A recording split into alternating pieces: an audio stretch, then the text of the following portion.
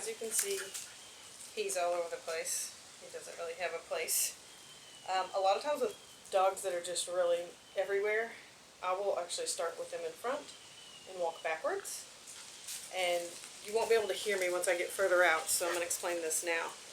So as they're in front, I'm going to walk backwards a few steps. Good boy. You're going to end up turning. You're going to have to use a bunch of good dance moves here. So watch me as I go further out, and once he's in front of me, then I'm going to quickly turn, and that'll put him right on my left side, and I can continue to reward him as he stays on my left side.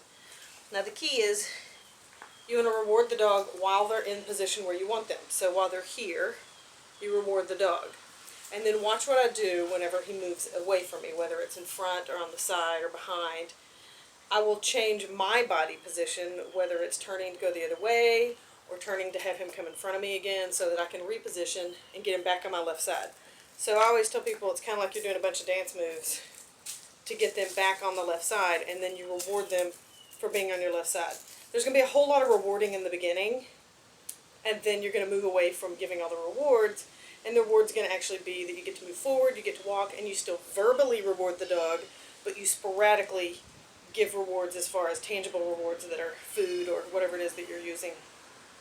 So right now I'm going to be using a whole bunch of rewards because this is a beginning session, and he's not done a lot of leash work, obviously. This would apply to any dog of any age, but I do a bunch of this especially with young puppies, because if you can start them early, then hopefully you can always have a really good leash skill on your dog. Let's go. Go. Oh.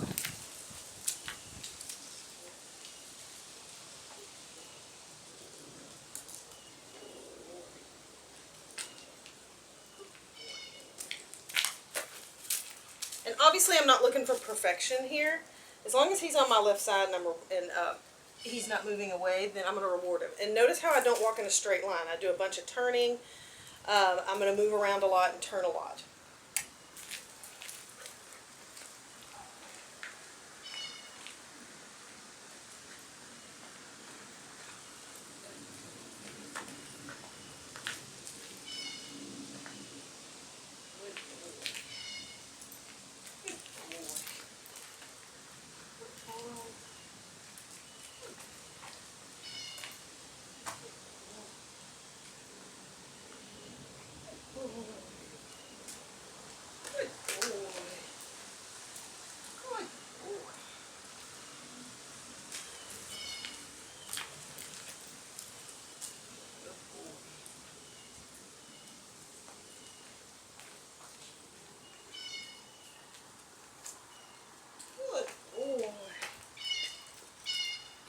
Right now I'm not really concerned about the jumping.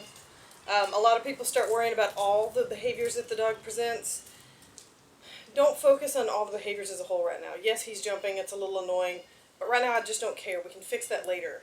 So as long as you're rewarding when his feet are on the ground, you'll probably be okay. He'll probably stop jumping, plus this dog's going to actually get bigger, so it's going to be easier. Of course, those with little dogs, it can be pretty difficult to bend down and give food. So sometimes you can drop the food, and I drop it a little bit behind my foot. That can slow you down because the dog can stop to get the food, and then you're waiting on the dog. Or if you keep moving, then the dog misses the food. So you have to watch out. Or you can use a spoon and have some peanut butter, and you can do this. You can figure out a few ways. They even make tubes now that you squeeze, and it's a food tube, and you can squeeze it and they can get it out. I still just bend over. Yeah, it ends up actually killing my back, but I still bend over and give the dog food straight into their mouth.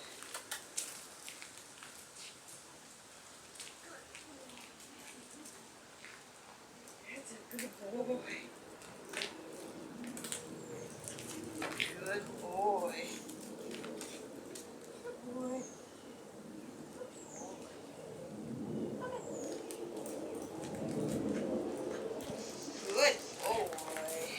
As long as he's on my left side, I'm going to keep talking to him. I'm going to keep rewarding him. As soon as he moves out of my left side, I just stop talking. He gets a bunch of verbal rewards because you're going to eventually just be talking to your dog and not have food with you all the time. Good boy.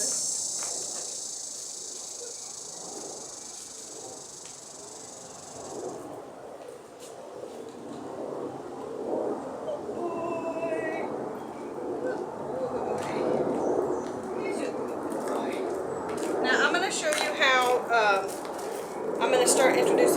stop, they stop and sit next to me. I don't know how other people do it. This is how I do it. It's always worked for me. I usually have food in my hand, and you have to be very good with your timing and your skill on this, so it's something you'll have to practice on. Because I have a lot of clients that struggle with this, but it probably comes easy to me because I do it so much. So, as I'm walking, I'm going to be ready to stop myself, and I'm going to go ahead and get the food in front of the dog and pull them into a sit and go up over their head. So that when my feet stop, the dog stops and gets rewarded for sitting. If the dog doesn't stop when I stop,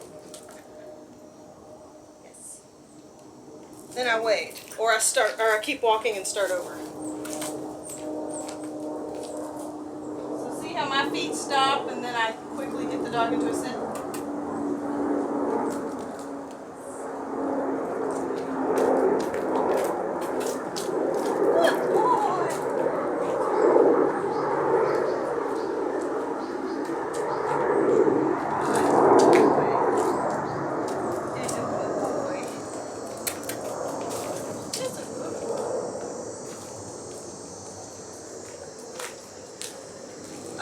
This also, loose leash walking also is handy.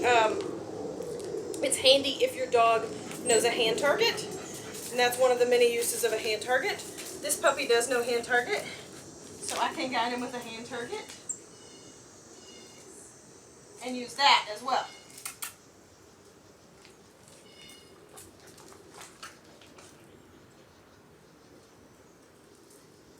And you can even guide them back if they know it. Good boy. Okay. And you can do it that way. He doesn't know a hand target as well as he should, but he does know it.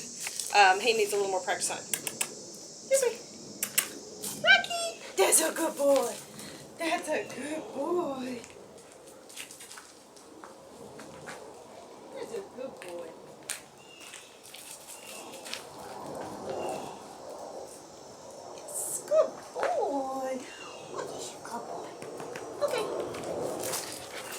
Now, I always try to keep all lessons short, especially with a puppy, but even with a dog, you don't want to do a really long one. And you notice I'm not walking down the street and doing a loose leash walking session with the dog going, 2 blocks. You want to start this lesson short and in a small area and just do short periods, and then lengthen the distance that you're going and the length of time that you're doing it. And this is all dependent on the dog's skill, age, all that. This guy's getting a little tired.